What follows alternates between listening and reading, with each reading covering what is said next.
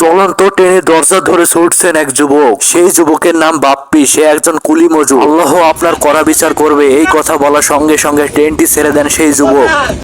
আল্লাহ আপনার কড়া বিচার করবো।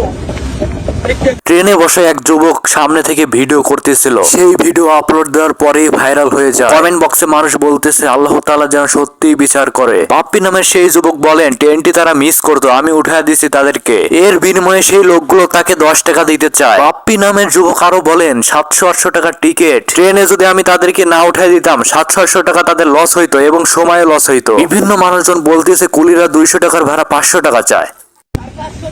আরেক ভাইটি আবার নাম্বার চাচ্ছে, বলতেছে ভাই নাম্বারটা দেন, টাকা পাঠিয়ে দিচ্ছি। আরে মিয়া তুমি যদি টাকা দিতা ওইখানেই টাকা দিয়ে দিতে, এইরকম বলতা না। নাম্বারটা কইলা না? টাকা দেওয়ার নিয়ত থাকলে আপনি সঙ্গে সঙ্গে ওইখানে টাকা দিয়ে দিতে। আবার আপনার টাকা দেওয়ার নিয়ত থাকতেও পারে, বলা তো যায়। সম্পূর্ণ ভিডিওটি আপনাদের কাছে কেমন লেগেছে দেখতে চাই আপনাদের মূল্যবান মতামত। ভালো থাকবেন, সুস্থ থাকবেন। ভিডিওটি ভালো লাগলে লাইক, কমেন্ট, শেয়ার এবং সাবস্ক্রাইব করে দিবেন। আল্লাহ আপনার কড়া বিচার করবো।